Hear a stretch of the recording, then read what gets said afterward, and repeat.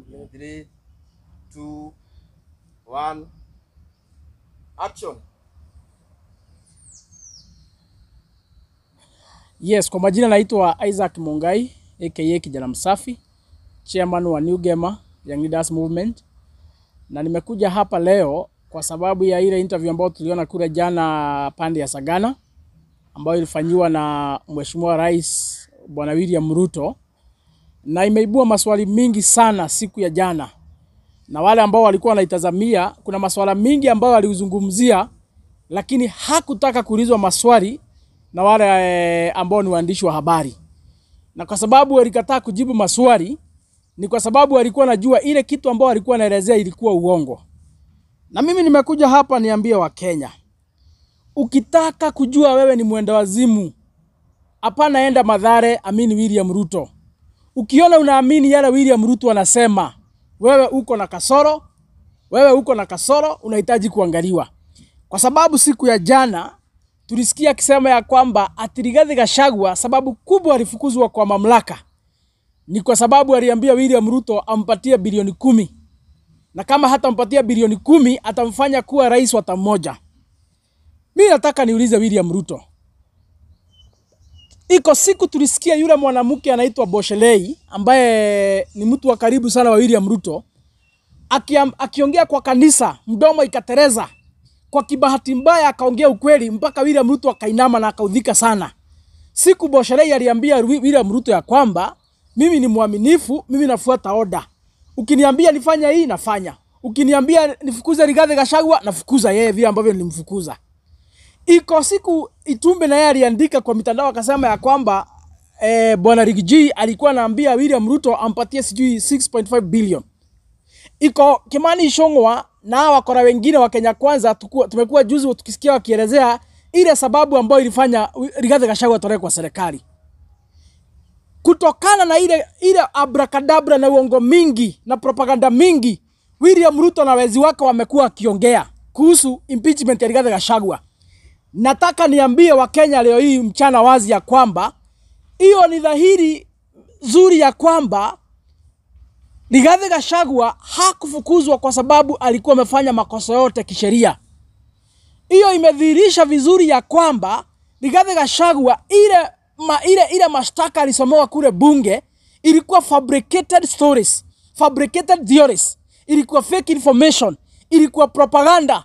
Walikuwa tu wanatafuta mbinu ama vitu za kufanya wamtafutia makosa kisheria, ndivyo wanajificha katika ndani ya katiba kuvurusha mtu ambaye anaitwa Rigathi Gachagua. Lakini leo tumejua wazi, imejulikana wazi, na hata tunataka mahakama ichunguze hii kitu vizuri. Kwa sababu ile vitu yote, ile upuzi yote na ujinga yote William Ruto aliongea siku ya jana, na ile ujinga yote watu wake wamekuwa kiongea, hiyo yote ni mambo personal.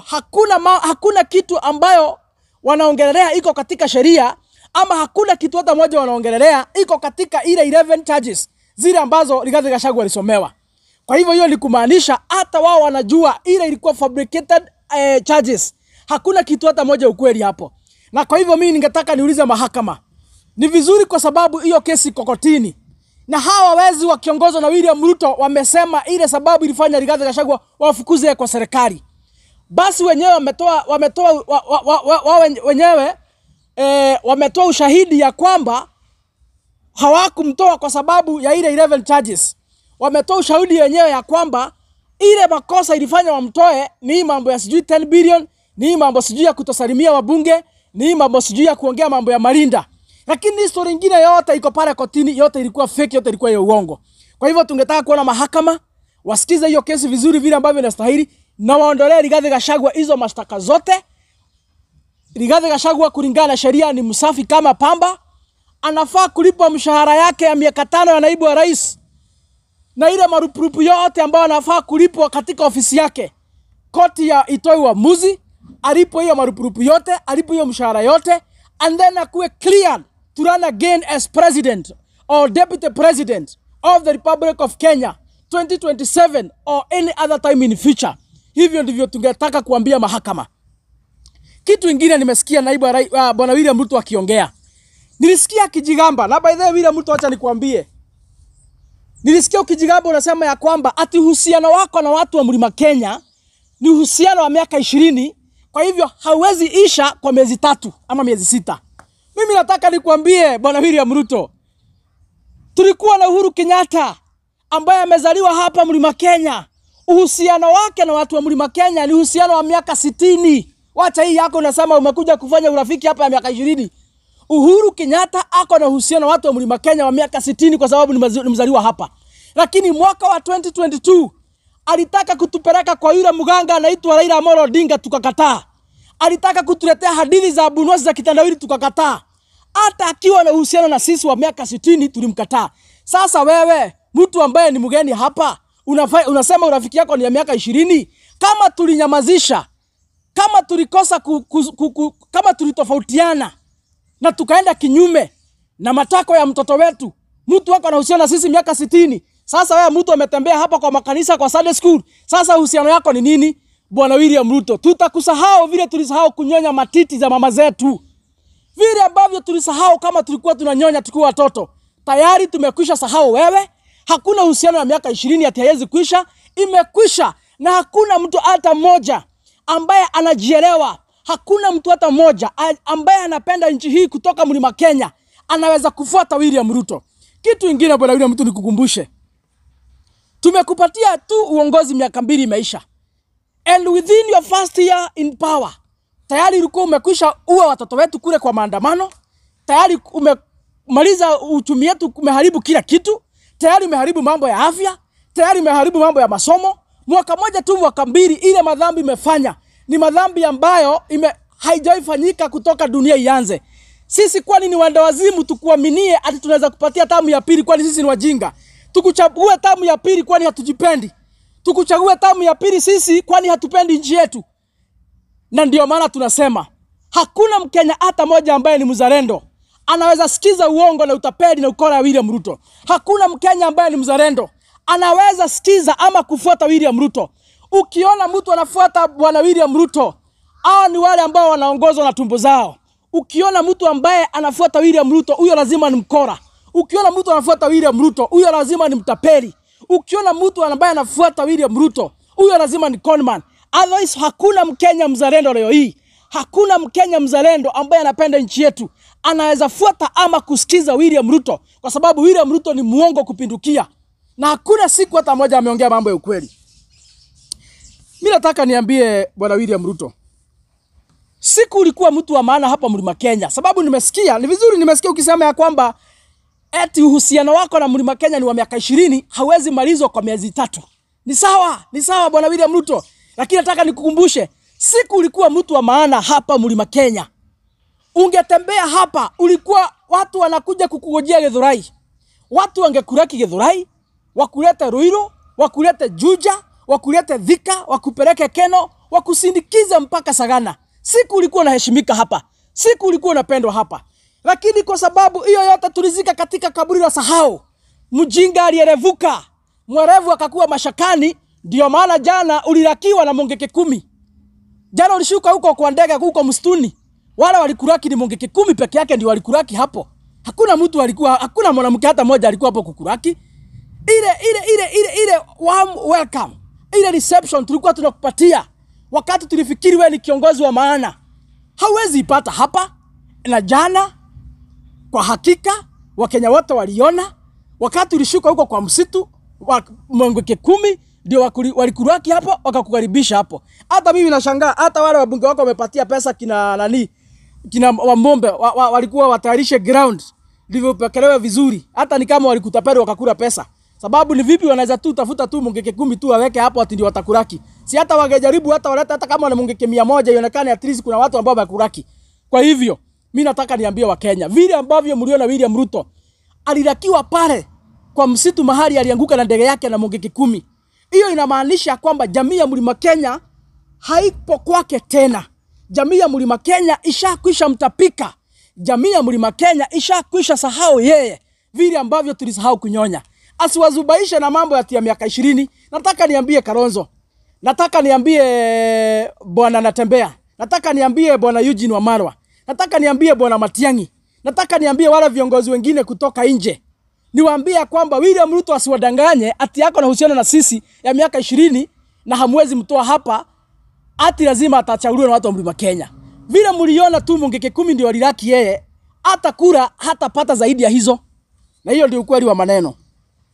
Nitachukua swali moja ama swali mbili. Mheshimiwa, Rais William Samoei Ruto kwa kuanza ziara yake anaianza katika kaunti ya Laikipia. Wewe unadhani mbona aanze katika kaunti ya Laikipia? Anaanza kaunti ya Laikipia kwa sababu anaogopa aibu. Na ile kitu nataka Wakenya wasikize hapa na wasikize vizuri. William Ruto anajua Mlima Kenya ishakwisha tapika yeye. Na William Ruto anajua ile reception alikuwa anapata hapa wakati tulifikiri yeye ni kiongozi wa maana, hawezi pata tena. And that is why gate pass ya Mount Kenya ni Githurai. Unaingilia Githurai, unakuja Ruiru, unakuja Juja, unakuja Thika. Sasa unavuka mto Chania, unaingia Murang'a County, unaanza sasa kuingia katika Mlima Kenya. Ukielekea Sagana, ukielekea Kirinyaga, Embu, Meru, Tharaka, Nyeri, alafu uzunguke uende Laikipia, ukuje Nyandarua, ukuje urudie na Nakuru. Lakini yeye anaanza huko Laikipia, sababu huko Laikipia ni mahali karibu tu na jamii yake hapo. Kwa hivyo hata wale watamuraki hapo, wale watampigia makofi, wale watarukaruka hapo, ni watu wachache kutoka tu kwa jamii yao. Ndio maana anataka kujificha, anasema ya kwamba ako Mlima Kenya. Lakini si ati ako Mlima Kenya. Ako kule katika boda, mahali ambapo najua watu wa jamii yake tu watavukishwa tu hapo, wapatiwe shilingi 200, wapigapigie makofi, ionekana ni kama amepokelewa Mlima Kenya. Lakini picha yenye mliona jana, wakati alishuka Sagana, Mungiki 10 peke yake ndio walipokea yeye. Hiyo ndio ile picha ambayo iko katika Mlima Kenya. That is why anaenda huko Laikipia, kwa sababu anaogopa hapa. Anaogopa area hii, anajua hapa sasa hapa the ground is very hostile. Na hata kama hatuwezi mrushia mawe, kwa sababu sisi kama desturi, sisi jamii ya Mlima Kenya haturushangi mawe, lakini tunaweza muignore hata yeye mwenyewe ajichukie. Laikipia County is regarded to as the hotspot of the former Mungiki. Do you think that kuna any affiliation for Ruto's kickstarting his tour from Laikipia County, the former Mungiki leader, hails from? Remembering that yesterday an article was publicized by the Standard in regards to a meeting that happened between over 200 Mungiki leaders to mobilize the crowd for the president ahead of his upcoming tour in the Mount Kenya region. I think Maina Jenga has pronounced himself as a man who is supporting the government of the day. Na mnakumbuka vizuri ya kwamba wakati alikuwa Nyeri, walikuwa na maombi kule Kafiroine, aliongea kwa uwazi akasema ya kwamba yeye anaunga mkono serikali, yeye na wafuasi wake. And I think William Ruto kuanza huko Laikipia, he knows that is where the man has a lot of support. Kwa sababu Maina Jenga ni mwanasiasa wa miaka mingi, amekuwa akipigania kiti kule Laikipia. And therefore William Ruto anajua akiwa pale ako na support, na ako pengine na watu wa kumwekea ulinzi ya kutosha, wale ambao ni wafuasi wa Maina. Na sisi hatuna shida na hiyo, ni demokrasia. Kama Maina yeye mwenyewe kwa uamuzi wake anaona aunge mkono William Ruto, hiyo ni uamuzi wake. Tuko na uhuru, ni demokrasi. Lakini ile kitu William Ruto anafaa ajue, siku alikuwa anapendwa hapa Mlima Kenya, siku alikuwa anapokelewa vizuri hapa Mlima Kenya, alikuwa anaona Maina Jenga kama ni takataka. Alikuwa anaona Maina Jenga kama mtu hana akili.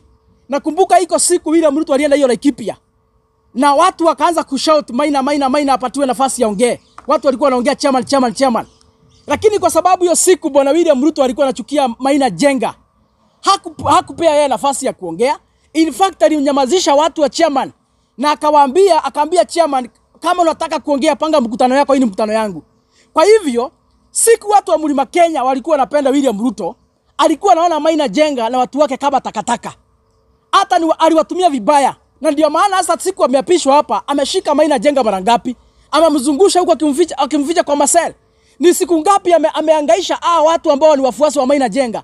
Amewahangaisha. Lakini saa hii kwa sababu jamii ya Mlima Kenya imetema yeye, na anaona hivyo. Kwa sababu jamii ya Mlima Kenya imekwisha acha kuunga yeye mkono, na anaona hivyo. Saa hii ndio anaona Maina Jenga ni mtu wa maana. Kwani saa hii leo hii ndio amejua Mungiki ni watu wanaweza msaidia. Saa hii ndio amejua wale wafuasi wa Maina Jenga ni watu ambao saa hii wanaweza saidia yeye kwa kumpatia support. Mbona ile siku hakuwa na haja na wao? Sasa hii ndio ameona ni wa maana. Ni sawa, lakini niambie watoto wetu, kwa sababu Maina Jenga ni mtoto wetu wa Mlima Kenya. Wafuasi wake, they are brothers and sisters.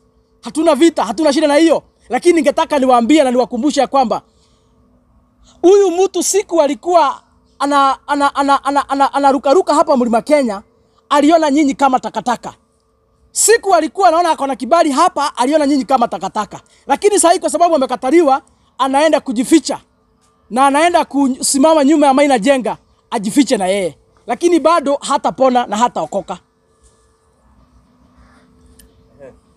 Pengine tuliona Bwana William Ruto akisema kwamba mtu kama Ndindi Nyoro yeye anajaribu kumuunda kisiasa, lakini at the same time tunaona Ndindi Nyoro alitolewa kwa ile committee. So tunaweza sema Ndindi Nyoro kuna something going between him and the president. William Ruto na Ndindi Nyoro hawajakosana. Wanafanya kazi kwa pamoja, and I want to tell people from Mount Kenya, Samson Ndindi Nyoro is William Ruto's project. Na amelipwa pesa mingi.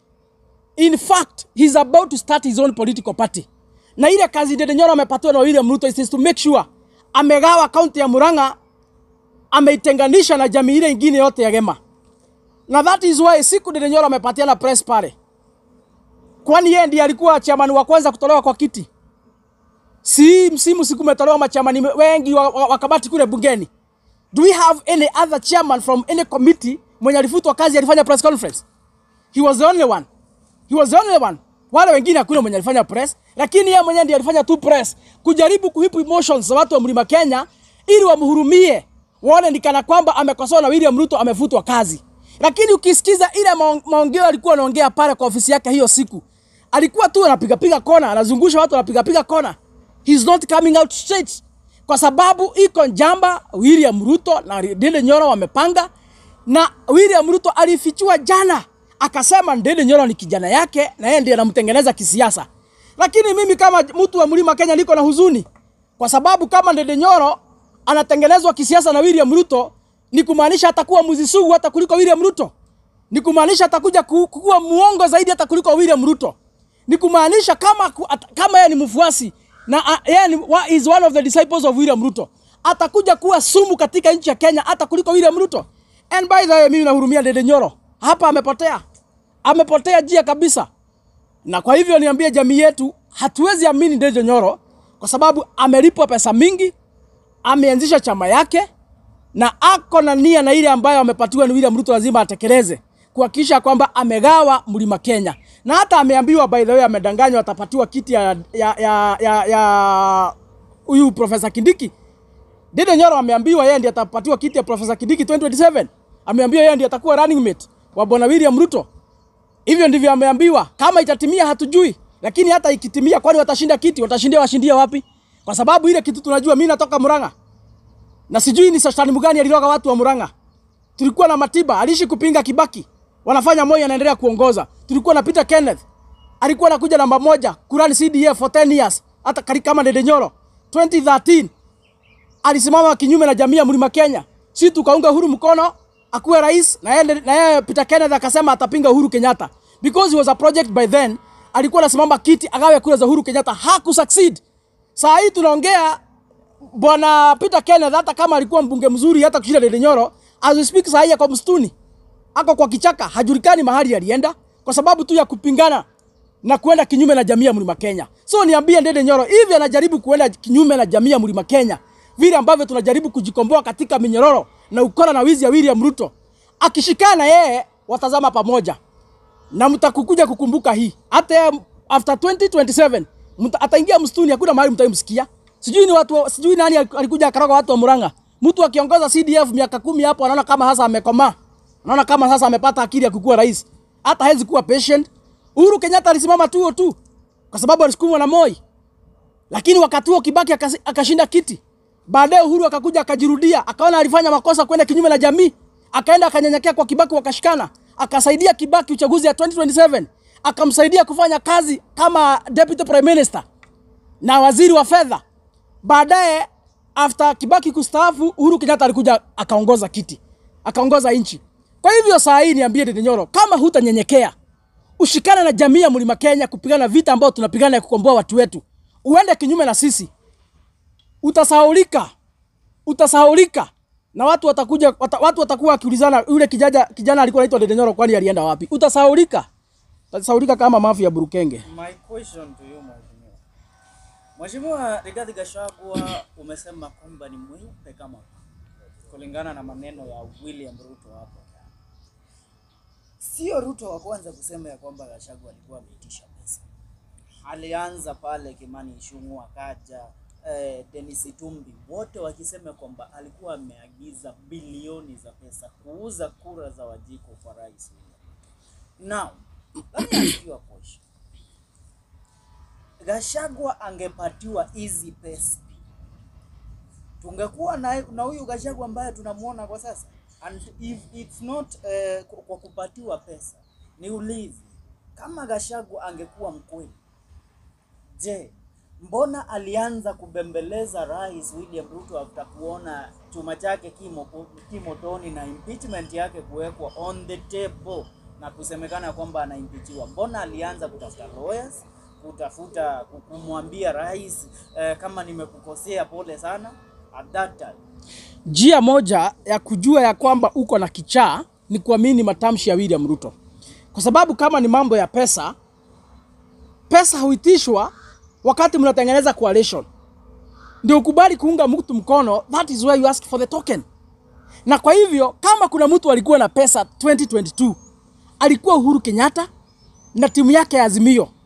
Kwa hivyo kama Rigathi Gachagua angekuwa na haja na pesa ama kununuliwa, ile siku Uhuru Kenyatta alikuwa anakimbisha Rigathi Gachagua kama baiskeli ya kuibiwa na makesi na kotini and all over, hiyo siku ndio Rigathi Gachagua angeenda kwa Uhuru Kenyatta mwambie, kama hutaki niunge William Ruto mkono, nataka tu niunge Azimio mkono, basi nipatie hii kiwango hii ya pesa, mimi nitakuwa wenu. So kama ni kutafuta pesa kwa siasa, hazingepatikana kwa William Ruto. William Ruto hakuna pesa alikuwa nazo za kununua watu.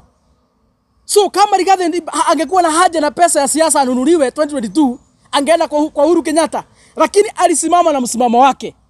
Na ile kitu William Ruto hawezi ambia wa Kenya.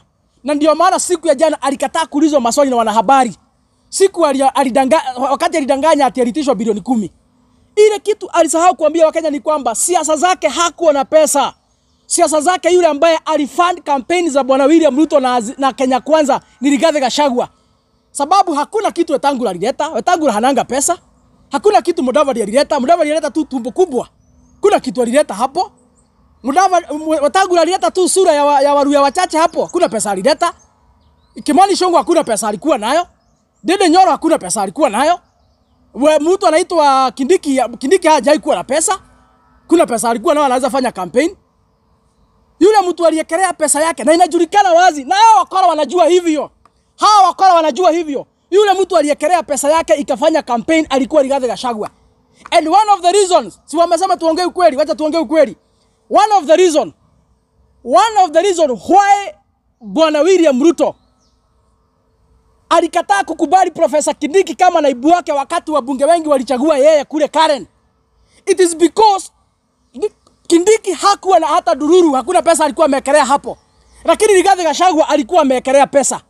Na kwa sababu alikuwa amekubaliana Rigathi Gachagua afund campaign ya Kenya Kwanza na yeye atapatiwa kiti ya naibu wa rais. That is why hata kama wabunge walikuwa wamechagua Kindiki, William Ruto hangekubali kuruka deal ya Rigathi Gachagua kwa sababu pesa ilikuwa inafanya campaign ilikuwa ya Rigathi Gachagua. Na kwa sababu bado tulikuwa tumebakisha miezi 3 ndio uchaguzi ifike, angekataa kupatia Rigathi kiti ya naibu wa rais kama vile walikuwa agano, basi Gachagua angetoa pesa yake si wangezama. Angetoa pesa yake wangefanya nini? Hawangeweza hata kulipa agents. Kwa hivyo niambie wa Kenya, William Ruto siku ya jana alidanganya. Mwenye kupatiana pesa na kufund campaign alikuwa Rigathi Gachagua. And that is why William Ruto hakuwa na namna, hata kama ni mtapeli, hangetapeli Rigathi Gachagua. At that time wabunge walikuwa wanapiga kule Karen. Akakubali ampatie kiti kwanza. Ndio akishachaguliwa, William Ruto akishaingia kwa kiti, akamea pembe. Sasa akaona Rigathi Gachagua sasa hana haja. Kwa sababu kama ni pesa alikuwa ananipatia, sasa mimi ndio rais, niko na pesa mingi. Hakuna mahali namhitaji. Na ndivyo alikuja sasa akamng'oa kwa kiti. alimuoa kwa kiti kwa sababu ya uchungu, ndivyo ya revenge aweke sasa Kindiki atoe Rigathi Gachagua, kwa sababu Rigathi Gachagua amesaidia yeye kuvuka kwa daraja. Vile ambavyo alishavukishwa kwa daraja, kazi ya Rigathi Gachagua ikakuishia hapo. Wacha tuambie Wakenya ukweli. Wacha tuambie Wakenya ukweli. So hii mambo ya 10 billion, William Ruto arudi kwa kamera. Na kama ni mwanaume, kwa nini jana alikataa kuuliza hiyo maswali? Kama William Ruto ni mwanaume, kwa nini siku ya jana alikataa kuuliza hiyo maswali? Si alikataa kuuliza hiyo maswali kwa sababu alikuwa anajua anadanganya na anajua wanahabari wako na ukweli. Whoever funded the Kenya Kwanza campaigns was Rigathi Gachagua. Na kama ako na uwezo wa kufund presidential campaign, ni 10 billion ni sasa angeitisha ya nini? Alafu tena hawa wakora William Ruto hata saa nyingine ni vizuri wanakaa chini wanakubaliana ile uongo watauzia wa Kenya. William Ruto anasema 10 billion. Itumbe anasema 6.5 billion. Sharei anasema William Ruto alituambia fukuza huyu mtu. So ni vizuri wakae chini waitana kama mkutano wajaribu kupaka uongo rangi. Na niwaambie hata uongo saa nyingine siku hizi inataka tu kupangwa vizuri. Sababu wale Wakenya wako siku ya leo ni Wakenya ambao wamesoma na free primary education ya Mwai Kibaki. Na wakasoma na secondary free education program ya Uhuru Kenyatta. At least wako na kaelimu kidogo. So ukikuja kuwadanganya hapa, jaribu kupanga vizuri uongo yako na kuipaka rangi ndio ujaribu kama inaweza penya. Otherwise, Wakenya wa leo hii si wale wa siku za Moi na siku ya Kenyatta wenye hawakusoma. Hapana. Swali langu kabla tumalizie. Nitauliza swali kuhusiana na Ndindi Nyoro. Umesema kwamba Ndindi Nyoro ni project ya Rais William Ruto. Maana ya maneno ya rais pale jana. Niulize, kaunti ya Murang'a tuna Ndindi Nyoro na tuna gavana Irungu Kang'ata. Na wote ni wachapakazi. So is also Irungu Kang'ata a project of President William Ruto ama Irungu Kang'ata yuko amesimama kando kivyake kama mwanasiasa? Irungu Kang'ata ako nyuma ya Ndindi Nyoro. Ako nyuma ya Ndindi Nyoro. Na ile chama ambayo Ndindi Nyoro amepatiwa pesa na William Ruto atengeneze, wanatengeneza kwa pamoja na Irungu Kang'ata. Na ukweli utakuja kujulikana. Na wameshikwa watu wawili na William Ruto, hawajapatiwa kazi kubwa. Hawajapatiwa kazi ya convince wa Meru ama watu wa Tharaka Nithi. Hawajapatiwa kazi ya convince wa Jaruo ama Waburu ama Wakisii wachague William Ruto. Wamepatiwa tu kibarua moja ku make sure wamefanya zoning kule Murang'a County. Ndio kule za Murang'a County hiyo 1400 1500 William Ruto apatiwe ikiwa block. Lakini mimi nataka niambie William Ruto, utashtuka, utashangaa. Sababu sisi ni wale. Na kama tulikataa kugawa na Uhuru Kenyatta, sasa kijana ameongoza miaka 6 hapa, amepaka madarasa rangi, ameweka tiles. Sasa hiyo ndio ile kitu tutakuja kubadilisha sisi atufuate yeye tuende msituni. Ile vita tunapigana hapa kama Wakenya si ya kiharo. Na hiyo ndio ile kitu Ndindi Nyoro hajui. Sisi hatupigani kupaka madarasa rangi kule. Ile vita tunapigana si ya kuweka tiles kwa madarasa. Inene case kiharo haijaanza kusomwa miaka 6 wakati umekuwa mbunge. Watu wa kiharo walianza kusoma kutoka wakati wa Mbeberu. Mashule zimekuweko. Ile vita tunapigana si ya kiharo, ni vita kukomboa nchi. Wale watu wako kiharo wanaumizwa na payslip. Hakuna siku Ndindi Nyoro ameongea. Wale watu wako kiharo wanaumizwa na SHA, wanakufa. They are dying. Every day they are dying kwa sababu ya SHA. Hatujasikia Ndindi Nyoro akiongea. Wale watu wa kiharo, wale Ndindi Nyoro analipia school fees ni watu wa day school. A very small percentage. Iko idadi ya watoto wengine ambao wanasomea day school. Mahali ambapo William Ruto amekataa kupeleka pesa capitation. Watoto wazazi wanahangaika kusomesha watoto wao. Kwa hivyo kiharo ni kitu kadogo. Shida ya kiharo ni kitu kadogo sana.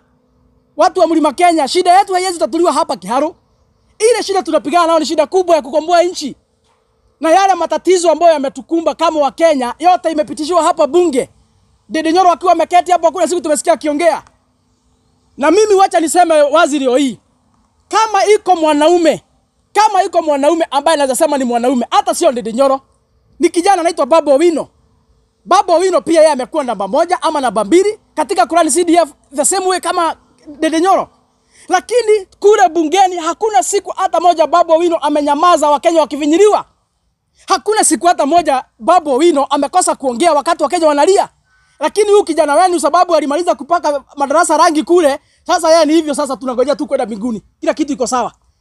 Kwa sababu ameweka madarasa tayari, sasa ni hivyo amemaliza kazi yake ya mbunge. Sasa tunaweza ngojea Mungu. Hakuna kitu kingine hajafanya. That is a small thing. That is just it's only a primary assignment. Iko kazi mingi ambayo ni ya mbunge hajafanya kule bungeni. Hatujasikia sauti ya Ndindi Nyoro kule bungeni. Vile ambavyo tumesikia Ndindi Nyoro Babu Owino akitetea watoto wa shule. Wakati tumeletewa hii upuzi ya new funding model na William Ruto ya kumaliza universities. Babu Owino aliongea ama hakuongea? Aliongea. Ndindi Nyoro aliongea. Si anajiita kijana? Anajiita kijana, si ni kweli? Kama anajiita kijana, siku watoto wanafinyiriwa hapa na William Ruto kule bungeni wakileta hiyo stupid fake model, funding model. Babu Owino aliongea. Siku tunaletewa hiyo mambo ya SHA, Babu Owino aliongea ama hakuongea? Aliongea. Ndindi Nyoro aliongea. Siku wafanyikazi wananyongwa na payslip. Leo hii as we speak, hata kuajiriwa ni bure, hata heri ujiajiri. Heri ukauze jogo karanga uende nyumbani na pesa yako kuliko uajiriwe. Kwa sababu William Ruto anachukua payslip yote. Mtu aliongea ni Babu Owino. Ndindi Nyoro aliongea. Hakuna mahali tulisikia akiongea. The conmanship of this they call sijui house levy. Hiyo 1.5% unconstitutional tax waliweka kwa wafanyikazi. Hakuna siku tulisikia Ndindi Nyoro akiongea. Mtu aliongea ni Babu Owino. Kwa hivyo ndivyo nasema ya kwamba ile shida tunapigana si ya kiharo. Kiharo ni kitu kadogo sana. Ile vita tunapigana ni ya kukomboa nchi. Na mtu hawezi kuja hapa kutuletea kifua eti kwa sababu ameweka tile madarasa, amekuja namba moja kurani CDF, ati sasa amequalify kukuwa mbunge. Kwani sisi tutakula tiles huko sisi Wakenya wote tutakula tiles huko? Kwani Wakenya wote sisi tunasoma huko kwa madarasa? That is only a primary assignment of a member of parliament. There is a secondary assignment, what we call representation, what we call oversight. Na huyu kijana anaitwa Ndindi Nyoro hakuna siku ameoversight serikali ya William Ruto. Hakuna siku amefanya representation ya Wakenya kule bungeni. Hiyo ni kumaanisha kwamba what any other sign do you want to see? Ndio mjue Ndindi Nyoro ni project ya William Ruto. Nini kingine mnangojea kuona? Mheshimiwa, nina swali la kukamilisha. Aliongea juzi ambaye ni mbunge wa Githunguri Gathoni wa Mushomba. Kulingana na watu wa Mlima Kenya kumfuata Rigathi Gachagua. Gathoni wa Mushomba kutokea Gachagua alipoimpichiwa amekuwa akimsupport Rigathi Gachagua. But there is a statement ambayo Gathoni alisema. Rigathi Gachagua was the most unpopular politician in the Mount Kenya region. And he was one of the most hated politicians in the Mount Kenya region before his impeachment. So, alituambia, most of the people who fall in love with Rigathi Gachagua wanampenda sababu alimpichiwa. They just buying sympathy. Lakini nyane ni yule. Politics is dynamics. Leo utapendwa, kesho utachukiwa. Leo watu watakuunga mkono, siku nyingine hawatakuunga mkono. Ile kitu nataka niseme hapa leo hii. Watu walikuwa wanachukia serikali ya William Ruto kuanzia 2023 kwa sababu ya uongo mingi. And that is why even at that time watu hawakuwa wanaona uzuri yoyote ya either Rigathi Gachagua ama William Ruto. Na siku Rigathi Gachagua alianza kuongea ile shida inatatiza mwananchi. That is when alianza sasa kukaribia wananchi mahali wako. Na vile alianza kukaribia wananchi mahali wako, William Ruto akamuonea 18. Akaona huyu jamaa kwa sababu ni kama ameweza kuungana na Wakenya kunikosoa na kunirekebisha, wacha nimtoe kwa kiti aende akanikosoe kama ako nje. And that is what happened. Na ndio maana leo hii Rigathi Gachagua watu wengi wanapenda yeye. Si kwa sababu ya kitu kingine, ni kwa sababu alikubaliana na sisi kama Wakenya kwamba iko shida katika serikali ya Kenya Kwanza. Na mkikumbuka vizuri, go back to the archives my friend. Uone Rigathi Gachagua aliweza kuambia hao matapeli wasikize wananchi 6 months before his impeachment. Na ile siku aliweza kuongea na hiyo lugha. Kila siku akienda mahali anaambia viongozi na msikize ground, na msikize ground. Hiyo ndio ile kitu ilitatiza wale wakora. Wakaona huyu mtu ni kama ameweza kukubaliana na Wakenya kwamba iko shida. Na ndio maana wakapangia yeye jama ya kumtoa kwa kiti. Of which ni kweli iko shida, na hata wale hii mnaona ni kweli Wakenya hawakuwa wanadanganya. Shida imekuwekwa na shida iko na ni shida kubwa katika serikali ya Kenya Kwanza ya wizi, ya ukora na utapeli. Na kwa hivyo vile Rigathi Gachagua alifukuza yeye, lazima angepokelewa na wale ambao alikuwa anawakilisha. ile siku wamefukuza yeye, lazima tungempokea kama mmoja wetu ambaye amepigwa mawe, ambaye amepigwa shoka, kakusema ya kwamba iko shida katika serikali. Na kwa sababu William Ruto, he is the father of lies, hapendi ukweli, hakuna siku wangesikizana Rigathi Gachagua. Kwa hivyo hii mambo Muchomba anaongea, msichukulie serious sana. Kwa sababu Muchomba ni mtu ambaye amenunuliwa na William Ruto. Na amenunuliwa na William Ruto, akubali waungana na Ndindi Nyoro watengeneze chama. And that is why leo hii hauoni Muchomba katika mikutano za Rigathi Gachagua vile ambavyo alikuwa anaenda like 2 months ago. Kwa sababu tayari ameshakwisha lipwa, amepatiwa pesa. So mean Muchomba currently is also a project. Muchomba currently is she's a project of William Ruto. Amepatiwa kibarua rais sana. Hajapatiwa kibarua ya kusema William Ruto ako sawa. Amepatiwa tu kibarua rais. Washikane na kina Ndindi Nyoro, waanze chama yao. Wajifanya wako neutral, hawako kwa Rigathi, hawako kwa William Ruto. But pale mwishoni wakuje kuungana baada ya uchaguzi watengeneze post coalition agreement na bwana William Ruto. Hiyo ndio ile kitu iko. Swali langu mheshimiwa. Everybody that says Rigathi Gachagua is not the best candidate for the mountain, you people label them as a traitor. You people label them as a project of the president. Why can't they speak from an honest opinion? No. My friend, hakuna siku tumesema Rigathi Gachagua is our mountain presidential candidate. Hakuna siku tumesema tunaunga Rigathi Gachagua kusimama kiti ya urais. Kwa sababu hata yeye mwenyewe hakuna siku amesema anasimama urais. Hakuna siku ametaja hivyo. So sisi hatuna shida na wale ambao atu wanasema Rigathi Gachagua hawezi kuwa rais. Hata sisi hatusemi anaweza kuwa, sababu hata yeye mwenyewe hajasema anaweza kuwa. Ile shida tuko nayo na ndio Wakenya hawaelewi. Ile vita Rigathi anapigana ni ile vita tunapigana ya kukomboa taifa hii, ya kufukuza wakora na wezi wale ambao wanamaliza nchi ya Kenya. Na kwa hivyo yule ambaye anapinga hii safari tumeanzisha ya kutimua wezi 2027, huyo ndiye tunaita msaliti. Yule kiongozi ambaye anapinga tukisema ya kwamba William Ruto must go, huyo ndiye tunasema ni msaliti. Huyo ndiye tunasema amenunuliwa. Because hata Yesu aliwaambia mkienda kupeleka injili mpata watu wanahubiri kinyume na nyinyi, hao sio wenu. Kwa hivyo ile injili ambayo tunasukuma ya kusema lazima tukue na Kenya mpya, ya kusema lazima tukue na uongozi mpya, ya kusema lazima tufukuze wezi na matapeli, yule ambaye anahubiri injili kinyume na injili nyingine kinyume na hiyo, huyo lazima tuseme ni msaliti na amenunuliwa. Na hiyo ndio ukweli wa maneno. So sisi atusemi ati so amenunuliwa ama ni msaliti kwa sababu anasema Rigathi Gachagua ati hawezi kuwa rais. Hapana. Rigathi Gachagua hakuna siku amesema anataka kuwa rais. Hata sisi wenyewe hata sisi wenyewe tunakosoa William Ruto. Hata sisi wenyewe tunasema Ruto must go. Hakuna siku tumesema tunafukuza yeye so that we can replace him with Rigathi Gachagua. No, that is not the conversation. Saa hii ile kitu tumeweka mbele ni kuokoa taifa letu kutoka katika mikono ya wezi, magaidi, matapeli, wakora, wauaji. Hiyo ndio ile kitu tumeweka mbele. Na kama kuna kiongozi haoni hiyo ni kitu ya maana tunafanya, huyo ni mtu hata akili yake iko na shida na hafai hata kuongoza hata mnanda. Kwa sababu saa hii Wakenya wanalia. Kenyans are crying everywhere.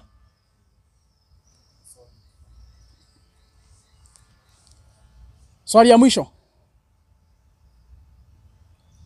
So kama hakuna swali, tutafungia hapo.